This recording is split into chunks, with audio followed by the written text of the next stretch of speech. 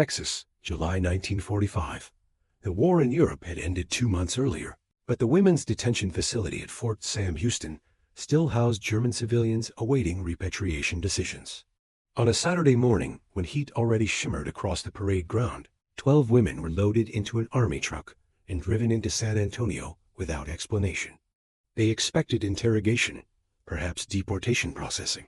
Instead, the truck stopped outside Rosenberg's beauty salon on Houston Street. What happened in the next 4 hours would shatter every assumption these women held about their captors, about their worth, about whether dignity could survive defeat. The women's detention facility occupied converted cavalry barracks on Fort Sam Houston's northeast corner. The buildings had housed soldiers during the previous war, then stood empty through the Depression, then been hastily repurposed in 1944 to hold German civilian women and children captured during the final collapse of the Reich. By summer 1945, roughly 200 women remained wives of military officers, nurses who'd served with German forces, administrative workers from occupied territories, mothers whose children had been placed in separate facilities pending family reunification decisions. Lieutenant Sarah Morrison managed the women's facility, 32 years old. From Philadelphia, Army Nurse Corps officer who'd volunteered for administrative duty after serving in field hospitals across North Africa and Italy. She'd seen enough war's brutality that managing detained civilians seemed preferable to witnessing more soldiers die. But the work challenged her in different ways, balancing security requirements with basic humanity, following regulations that sometimes contradicted common sense, processing women whose futures remained uncertain while their pasts marked them as enemies. Morrison had noticed something troubling during her 6 months commanding the facility. The women were declining. Not physically, medical care was adequate, food sufficient, shelter acceptable. But psychologically, they were disappearing into themselves, becoming ghosts who moved through daily routines without engagement or hope. Their hair had grown long and unkempt. Their clothes, while clean, hung on frames that had thinned during years of wartime rationing and months of detention. Their eyes carried the blank expression Morrison associated with people who'd stopped believing their lives had any purpose. The worst cases were the younger women. Greta Hoffman, 23, whose husband had died in the Battle of the Bulge. Anna Weber, 26, a nurse captured in Belgium who tried to save American soldiers and been arrested anyway. Lisa Krause, 28, whose administrative work for a transport company had been deemed collaboration, even though she had no military role. These women had expected to build lives, raise families, contribute to society. Instead, they waited in barracks, their futures as uncertain as their pasts were condemned. Morrison had discussed the problem with her superior officer, Major Helen Walsh, who commanded all female detention facilities in the Southwest region. Walsh had visited Fort Sam Houston in early July, toured the facility, interviewed several women, and come to the same conclusion Morrison had reached, that these women needed something regulations didn't account for. Not just food and shelter, but restoration of dignity the tension systematically eroded. They need to feel human again, Walsh had said during their final meeting. Need to be treated as women rather than just as detainees.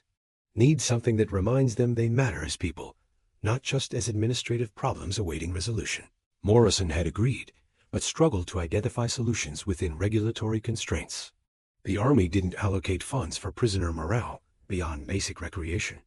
The women received adequate necessities, but nothing beyond necessities. And necessities, Morrison had learned, weren't sufficient to maintain human dignity during indefinite detention. Then Walsh had returned to Fort Sam Houston on July 14th with an unusual proposal. She'd contacted several businesses in San Antonio, explaining the situation, asking if any would donate services to help detained German women restore some measure of dignity. Most had refused. These were enemy aliens. Why should American businesses help them? But one business owner had responded differently. Miriam Rosenberg owned Rosenberg's beauty salon on Houston Street, 58 years old. Her family had emigrated from Germany in 1923, fleeing economic collapse and early signs of the political instability that would later consume the country. Miriam had built her salon over 2 decades, serving San Antonio's wealthier women, employing skilled cosmetologists, maintaining a reputation for quality work and fair prices. When Walsh approached her about providing services to German women detained at Fort Sam Houston, Miriam had one question. Are they being treated according to law? Yes. Geneva Convention requirements met fully. Then they deserve dignity, same as anyone. Bring them to my salon. No charge. Walsh had been stunned by the immediate generosity. Had tried to explain that these were German women, former enemies, people whose country had caused the war. Miriam had interrupted. My family left Germany because we saw what was coming. We've been Americans for 22 years. But we remember being refugees, being people other countries didn't want, being treated as problems rather than people. If these women are being held legally and treated fairly, then they deserve the small mercy of feeling human again. Bring them to my salon. And so, on Saturday morning, July 21st, Morrison assembled 12 women in the facility's common area. She'd selected carefully younger women who seemed most affected by the psychological erosion of detention. Women whose futures seemed most salvageable if repatriation ever came. Women who might benefit most from unexpected kindness. You're being taken into San Antonio, Morrison announced in German, which she'd learned adequately during her time managing the facility. You'll be escorted by guards. You'll follow all instructions. And you'll be returned to the facility by evening. The women exchanged glances. Greta raised her hand tentatively. Why? What is in San Antonio? Morrison had debated how to explain this. Decided on directness. A beauty salon. An American woman has volunteered to provide services. Hair, makeup, whatever you need. No cost to you. She's doing this as an act of kindness. Silence. The women stared at Morrison as if she'd spoken a language they didn't understand. Anna finally found words. Why would American women do this? We are prisoners, because she believes everyone deserves dignity. Even prisoners. Especially women who've lost everything else. They rode to San Antonio in the back of an army truck, 2 guards accompanying them, the Saturday morning heat already building toward the oppressive afternoon that would follow. The women sat quietly, trying to process this development, trying to understand why an American business owner would offer services to enemy women, why the army would permit this, why anyone would care about their hair or their appearance when their futures remained uncertain and their pasts marked them as defeated. Greta touched her hair long, tangled, unwashed for days because the facility's shower schedule didn't allow daily washing. She tried to remember the last time she'd cared about her appearance. Before the war? Before her husband's deployment? Before news of his death had arrived and hollowed out everything inside her? She couldn't remember. Couldn't remember caring about anything beyond surviving each day, avoiding thought about tomorrow, moving through the present without hope or purpose. The truck stopped on Houston Street. The guards opened the rear gate.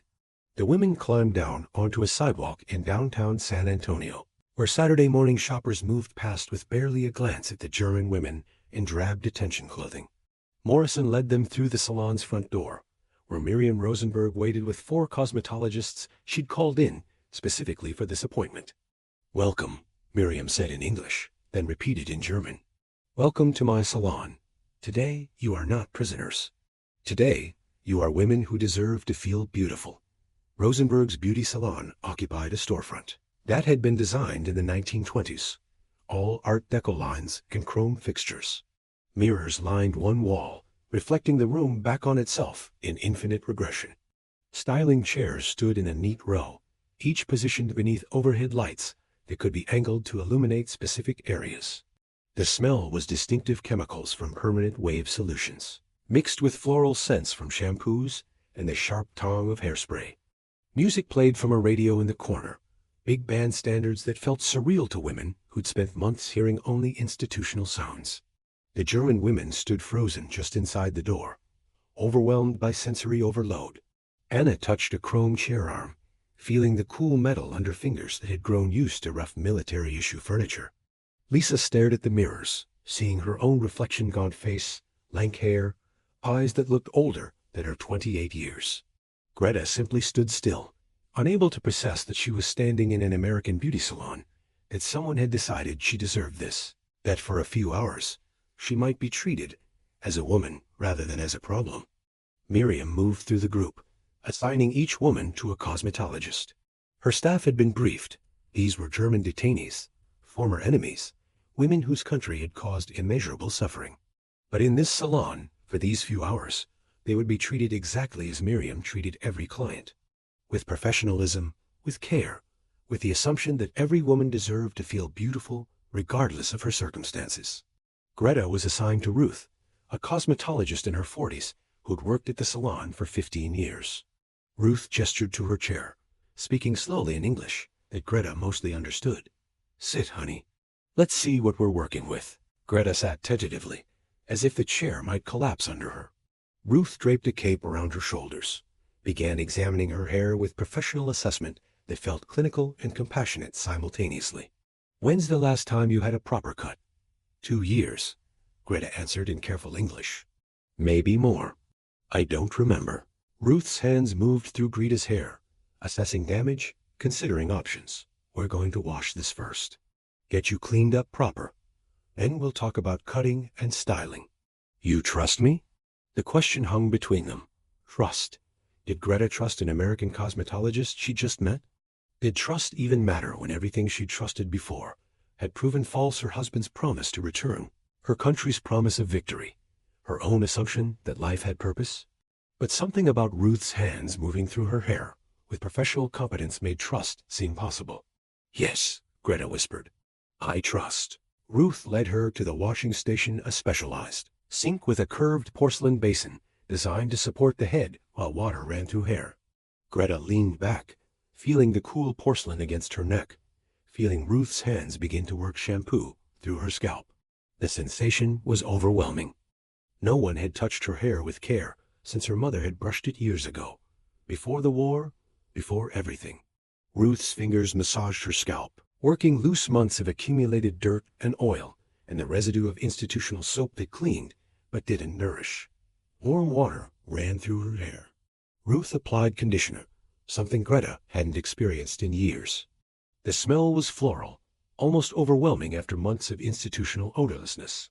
Ruth's hands continued their work, patient and thorough, treating Greta's hair as if it mattered, as if making this one woman's hair clean and healthy was worth the time and care.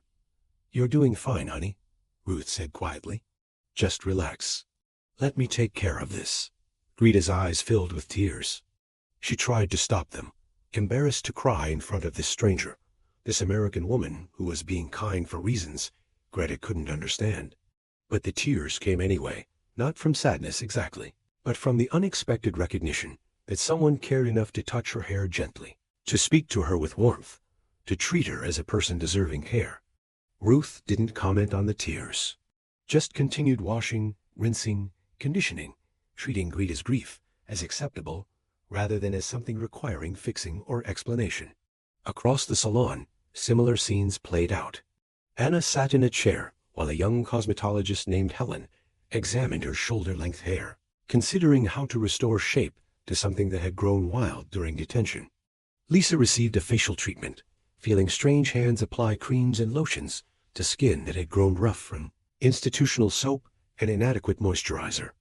Another woman named Margarethe, 48 years old, a widow, detained because her late husband had held minor administrative position, received a manicure, watching in disbelief as the cosmetologist filed and painted nails that hadn't been cared for in years.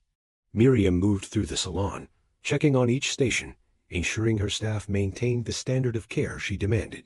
She paused beside Greta's chair, where Ruth had finished washing and was beginning to cut, removing damaged ends with precise snips that fell to the floor like small casualties. "How are you doing?" Miriam asked in German. Greta couldn't find words, gestured vaguely at the mirror, at Ruth working behind her, at the salon that seemed to exist in a different reality from the detention facility. "Why?" Greta finally managed. "Why you do this for us?" Miriam considered her answer carefully. "My family left Germany in 1923. We were refugees. People treated us sometimes with kindness, sometimes with suspicion, sometimes with cruelty. I remember what it felt like to be on the outside, to be people others didn't want, to need mercy from strangers."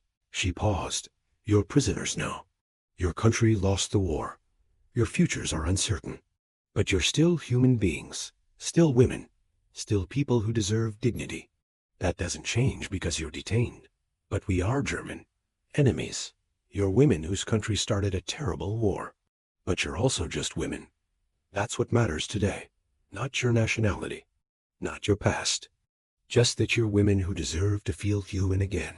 Ruth continued cutting. Greta watched in the mirror as her hair transformed, ragged ends disappearing, shape emerging, something resembling style taking form. It was just hair.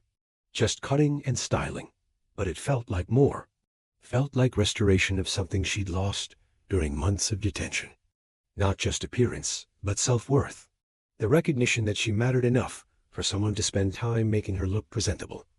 The salon filled with small sounds. Scissors snipping, water running. Quiet conversations between cosmetologists and clients conducted in broken English and fragmentary German. The radio continued playing Glenn Miller, Benny Goodman, music from a country these women had been taught to hate, but which now offered them unexpected kindness. 2 hours passed. Then 3. The transformations progressed incrementally. Hair that had been tangled and unkempt became styled and shaped. Faces that had looked exhausted received makeup that highlighted features rather than concealing them. Nails that had been ragged and dirty became filed and painted. The women watched the reflections change, saw themselves emerge from the blur of detention into something approaching their former selves. Greta stared at her reflection when Ruth finished. The woman in the mirror looked familiar but foreign. Hair cut to shoulder length, styled in soft waves that framed her face. Subtle makeup that made her eyes look less haunted, her cheeks less hollow. She looked like someone who might have a future, someone who might matter, someone who wasn't just waiting to die or be forgotten. "What do you think?" Ruth asked. Greta touched her hair carefully, as if it might disappear if she pressed too hard. I look like person. Honey, you are a person. Always were. Just needed some help remembering." When the women emerged from their individual stations and saw each other transformed, the salon went silent. They'd spent months seeing each other as fellow prisoners, defeated, exhausted, barely surviving. Now they saw women. Women who looked like they might attend church or shop in markets or live normal lives in normal circumstances. The transformation was superficial, just hair and makeup and cleaned nails. But the psychological impact was profound. Anna approached Greta tentatively. "You look beautiful." Greta met Anna's eyes. "So do you." They stood staring at each other, then at the other women, all of them processing this moment. For months, they'd been stripped of everything that marked them as individuals, their homes, their families, their possessions, their identities beyond German detainee. The salon had returned something they thought was gone forever, possibility of being seen as women rather than as problems. Miriam gathered them in the center of the salon, spoke in German so everyone understood. "Ladies, I want you to know something. What happened today wasn't charity, wasn't pity, was simply recognition that you're human beings who deserve dignity. My staff and I have enjoyed serving you. You've been gracious clients. And when you return to the facility, I want you to remember that someone in San Antonio believes you matter. That someone cares whether you feel human. That even during difficult circumstances, kindness exists." One of the older women, Margaretti, who'd received the manicure, stepped forward. Her English was better than the others, learned in school before the war. "Mrs. Rosenberg, we cannot repay this. We have no money. No way to thank you properly. You already thanked me by accepting the kindness. That's enough. But why? Why help enemy women?" Miriam chose her words carefully. "Because my family knows what it's like to be refugees, to need mercy from strangers. Because I believe that how we treat people during their worst moments reveals who we are. Because you women who deserve dignity, regardless of which country you from or what your government did." She paused. "And because the war is over, Germany lost. You're detained awaiting repatriation. But eventually, you'll go home or somewhere you can rebuild. When you do, I want you to remember that an American woman treated you with kindness when she didn't have to. Maybe that memory helps you build something better than what was destroyed." The women absorbed this. Several were crying now, not from sadness, but from the overwhelming recognition that someone cared about them, that they'd been treated with dignity. That even as prisoners they mattered enough for strangers to spend hours making them feel human. Lieutenant Morrison, who'd waited in the salon's front area during the transformations, approached Miriam. "Mrs. Rosenberg, this was extraordinary." "Thank you." "Don't thank me, Lieutenant. Thank your Major Walsh for thinking of it. And thank your Army for permitting it." "The Army didn't exactly permit it. Major Walsh made executive decision that she probably be reprimanded for." "Then thank her double. Women who use authority to show mercy deserve recognition." Morrison gathered the women, explained they needed to return to the facility. The women moved reluctantly, wanting to prolong this moment, knowing that returning to detention meant returning to institutional reality, where they were problems rather than people. But they collected near the door, each one stopping to thank Miriam and her staff, the words inadequate but sincere. The truck ride back to Fort Sam Houston was different from the morning journey. The women talked quietly, touched their hair, looked at their painted nails. Greta found herself smiling, not happiness exactly, but something approaching it. The recognition that she could still feel something besides numbness, still care about something besides survival, still imagine that maybe, somehow, life might continue after detention. When they arrived at the facility, other detained women crowded around, staring at the transformations, asking questions, touching the styled hair with wonder. Word spread quickly through the barracks. American women had provided beauty services, had treated German prisoners as if they mattered, had spent hours making them feel human again. The impact rippled through the facility over subsequent days. The 12 women who'd visited the salon carried themselves differently, not with pride exactly, but with restored dignity. They took more care with their appearance within institutional constraints, braided their hair instead of leaving it loose, washed their faces more carefully, maintained the transformations as best they could without access to the products and tools the salon had provided. Other women noticed, asked if they could visit the salon too. Morrison explained that this had been one-time arrangement, that she couldn't authorize regular trips, that resources didn't exist for expanded programs. But the request itself revealed something important. The women wanted to feel human again, wanted to be treated as women rather than just as detainees, wanted to believe they mattered enough for someone to care about their dignity. Morrison wrote a report to Major Walsh describing the salon visit's impact, detailed the improved morale, the restored dignity, the psychological benefits that extended beyond the 12 women who'd participated, recommended that similar programs be implemented across other detention facilities, acknowledged that regulations didn't specifically authorize such activities, but argued that Geneva Convention requirements for humane treatment should include attention to prisoners' psychological well-being alongside their physical needs. Walsh forwarded the report up the chain of command with her endorsement. The response was mixed. Some officers praised the initiative, recognized its value, supported expansion to other facilities. Others criticized it as inappropriate coddling of enemy detainees, argued that resources shouldn't be spent making prisoners comfortable, insisted that detention should focus on security rather than morale. The debate continued through autumn 1945 as repatriation decisions were finalized and German women began returning to occupied Germany. But the Salon visit had accomplished something that bureaucratic debates couldn't erase, had proven that even during war, even toward enemies, individual acts of kindness could restore dignity that institutional systems eroded. In November 1945, Greta Hoffmann was among the first group repatriated to Germany. She returned to Munich, found her family's apartment building partially destroyed, moved in with her sister, who'd survived Allied bombing and Soviet advance. The city was ruins. Food was scarce. Work was hard to find. Everything she'd known before the war had been obliterated. But Greta carried something with her that other returning Germans didn't have: memory of American kindness. Memory of a salon where she'd been treated with dignity. Memory of women who cared enough to make her feel human when she'd been classified as enemy. That memory sustained her through the difficult months of post-war reconstruction. In March 1946, she wrote a letter to Miriam Rosenberg. The letter took weeks to compose. Using English she'd continued practicing during detention, writing and rewriting until she felt the words captured what she meant. She sent it through Red Cross channels, hoping it would reach San Antonio, hoping Miriam would remember the German woman whose hair she'd transformed on a July morning 9 months earlier. Dear Mrs. Rosenberg, I am writing from Munich to thank you for what you did in your salon last July. I know much time has passed. I know you have served many clients since then.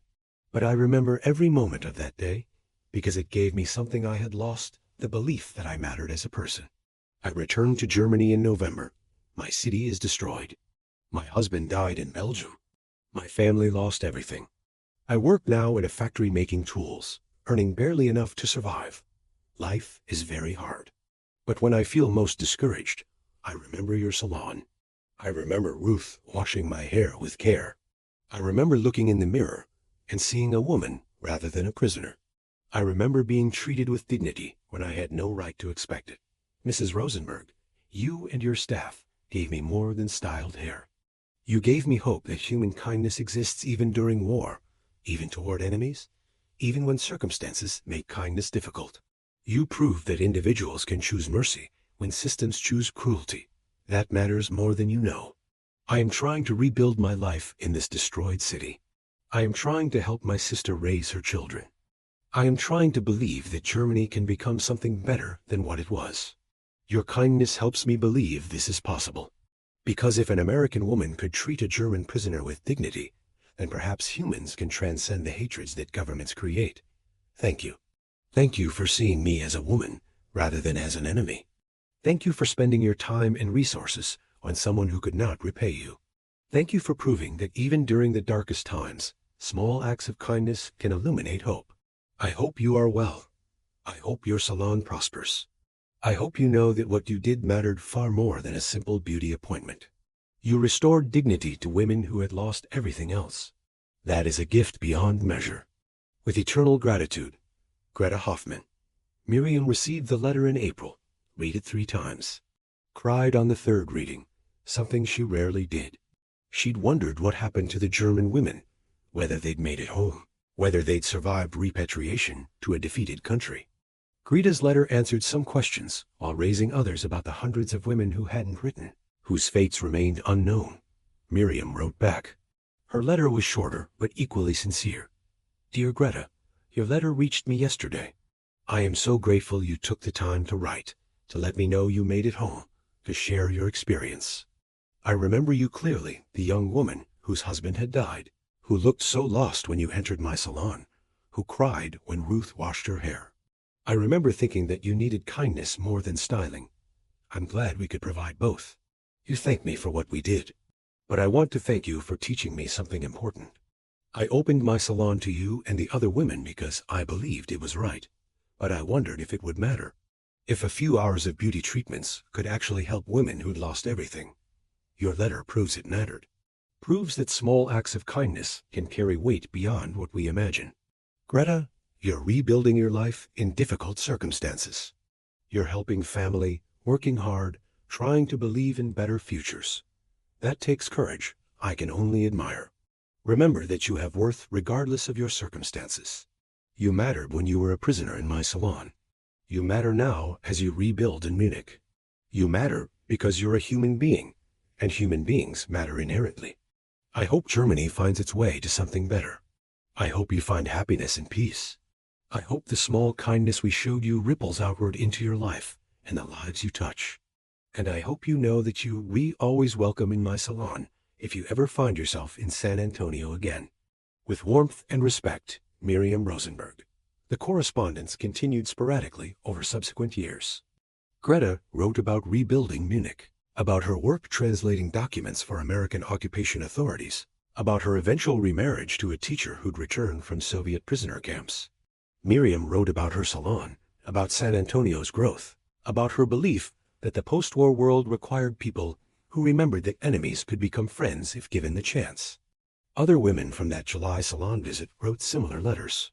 Anna Weber, the nurse, wrote thanking Miriam for treating her with dignity when she'd been classified as collaborator despite having saved American soldiers.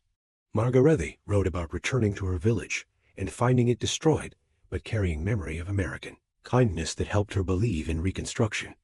Lisa wrote about emigrating to Argentina, starting new life, never forgetting the salon where she'd been reminded she was human. Each letter confirmed what Miriam had believed, that treating people with dignity mattered regardless of circumstances. That small acts of kindness could restore hope in desperate situations. That individual choices could transcend the hatreds that governments created during wartime. Major Helen Walsh faced reprimand for authorizing the Salon visit. Her superior officer issued a formal warning that using military resources to transport prisoners for beauty treatments exceeded her authority, violated the principle that detention should focus on security rather than morale, and set precedent that other facilities might expect to follow. Walsh accepted the reprimand without protest, wrote in her response that she believed Geneva Convention requirements for humane treatment should include attention to psychological well-being alongside physical needs, that the Salon visit had cost almost nothing while producing measurable improvements in prisoner morale, that treating detained women with dignity served American strategic interests by demonstrating civilized values. The reprimand remained in her file, but didn't affect her career progression. By 1947, Walsh was promoted to colonel, assigned to oversee displaced persons programs across Europe. She implemented similar dignity restoration initiatives whenever possible, arranging for refugees to receive proper clothing instead of institutional cast-offs, organizing cultural activities that acknowledge their humanity, treating displaced persons as people requiring help rather than as problems requiring management. Lieutenant Morrison continued managing the women's facility through early 1946, until most detainees had been repatriated. She wrote extensively about the Salon visit in her personal journals, analyzing what made it effective, considering how similar approaches might be implemented in other contexts. After leaving military service, Morrison became a social worker specializing in refugee assistance, carrying forward the lesson that treating people with dignity restored hope more effectively than any material assistance. The cosmetologists who'd volunteered their time talked about the experience for years. Ruth, who'd washed Greta's hair and witnessed her tears, told the story at family gatherings, explaining how a few hours of beauty work had mattered more than anything else she'd done professionally. Helen, the younger cosmetologist who'd styled Anna's hair, went on to open her own salon, making pro bono services to struggling women a regular part of her business model. Miriam Rosenberg never publicized what she'd done, didn't seek recognition or praise, simply continued running her salon, serving clients, believing that treating people with dignity was its own reward. But word spread through San Antonio. Other business owners heard about the German women who'd been transformed at Rosenberg's salon. Some criticized Miriam for helping enemies. Others were inspired to consider how their businesses might serve community needs beyond simple profit-seeking. In 1952, a feature article in a San Antonio newspaper profiled Miriam's salon, mentioning the 1945 visit by German detainees as an example of her commitment to serving all clients with equal dignity. The article quoted Miriam, "Beauty work is about more than appearance. It's about making people feel valued, helping them see themselves as worthy of care and attention. That's true whether you're a wealthy socialite or a German prisoner. Everyone deserves dignity." The article generated some controversy letters to the editor, arguing that German prisoners hadn't deserved special treatment, that American resources should have focused on American needs. But more letters praised Miriam for exemplifying American values, for demonstrating that even toward enemies, individual kindness remained possible.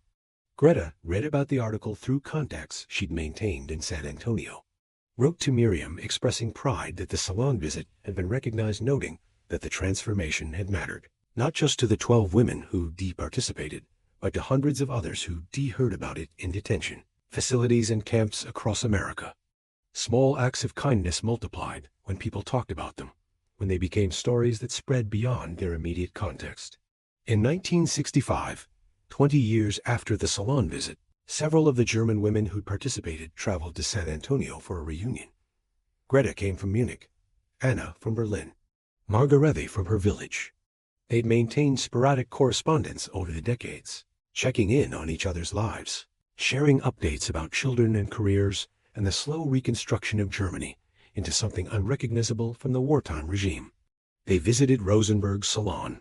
Miriam was 78 now, still working though her daughter had taken over most management responsibilities. The salon had been updated, new chairs, modern lighting, contemporary styling techniques. But the essential character remained the commitment to treating every client with dignity, to making women feel valued, to understanding that beauty work served psychological needs beyond mere appearance. Miriam welcomed them warmly, arranged for her staff to provide services, updated hairstyles, reflecting 1960s fashion, makeup application, manicures. The transformations weren't as dramatic as they'd been 20 years earlier. These women had rebuilt lives, weren't arriving from detention, desperate and hollow-eyed. But the act mattered symbolically, proved that the relationship established in 1945 could endure across decades, could transcend the circumstances that had created it. They talked for hours after the styling finished, about the war, about Reconstruction, about the Germany that had emerged from defeat, divided between East and West, democratic in one half and authoritarian in the other, trying to reckon with its past while building its future. About how individual kindness during wartime had sustained them through difficult years, had reminded them that humanity could survive even total warfare. Greta, now 43, a successful translator with 3 children, thanked Miriam again for what she'd done in 1945. "Mrs. Rosenberg, that day in your salon gave me something I'd lost the belief that I mattered. That even as a prisoner, even as an enemy, I was still a person deserving dignity. That belief sustained me through repatriation, through rebuilding my life, through all the difficult years that followed. You gave me more than styled hair. You gave me hope." Miriam, emotional despite her decades of professional composure, responded simply, "You always mattered, Greta. You always deserved dignity. I just helped you remember it." Miriam Rosenberg died in 1978, age 91. Her obituary in the San Antonio newspaper mentioned the salon she'd built, the clients she'd served, and the day in 1945 when she offered free services to German detainees because she believed everyone deserved dignity, regardless of circumstances. Several of the German women who'd been transformed that day sent condolences to Miriam's family, explaining what her kindness had meant, how it had shaped their post-war lives, how they'd carried the memory of being treated with dignity when they'd been classified as enemies. The salon continued under Miriam's daughter's management, maintaining the commitment to treating every client regardless of background or circumstances with equal care and respect. The story of the German women became part of salon lore, told to new employees as an example of the business's values, shared with clients as an illustration of how beauty work could serve purposes beyond mere appearance. Greta Hoffman lived until 1995. Her children and grandchildren knew the story about the American salon where she'd been transformed. She told it often, using it to teach them that individual kindness could transcend national conflicts, that enemies could become friends, that small acts of mercy mattered more than grand gestures. She kept a photograph taken during the 1965 reunion visit, showed her with styled hair, sitting in the same salon chair she'd occupied 20 years earlier, Miriam standing beside her smiling. The photograph represented more than a salon visit, represented the possibility that humanity could survive warfare, that dignity could be restored after being systematically eroded, that kindness remained possible even during the darkest times. The other women who participated in that July 1945 salon visit carried similar memories, told similar stories to their families, used the experience as proof that even during total war, individual humans could choose mercy over cruelty, could see beyond national categories to the person underneath, could offer dignity when systems demanded only detention and management. The transformation had lasted 4 hours. Hairstyled, makeup applied, nails painted, superficial changes that would have faded within days if they'd been only about appearance. But they weren't only about appearance. They were about recognition, the acknowledgement that these women mattered, that they deserved care, that their dignity as human beings transcended their classification as prisoners. That recognition sustained them through repatriation, through rebuilding destroyed lives, through decades of processing what the war had cost them and their country. Sustained them because it proved that even when governments created enemies, individual humans could choose to see each other as people first, as members of opposing nations second. It had started with a simple question: what do detained women need to feel human again? The answer had been surprisingly straightforward: someone to treat them with dignity, to care about their appearance, not because appearance mattered strategically, but because it mattered to them personally, to spend time making them feel valued when systems treated them as problems. Miriam Rosenberg had provided that. For 4 hours on a July morning in 1945, 12 German women had been treated not as prisoners, but as women deserving beauty services, professional care, human dignity. The transformation had been physical: styled hair, applied makeup, painted nails. But the real transformation had been psychological: the restoration of hope, the recognition that they mattered, the proof that kindness survived even total warfare. Small acts, enormous impacts. Proof that individual choices could transcend the hatreds that nations created during wartime.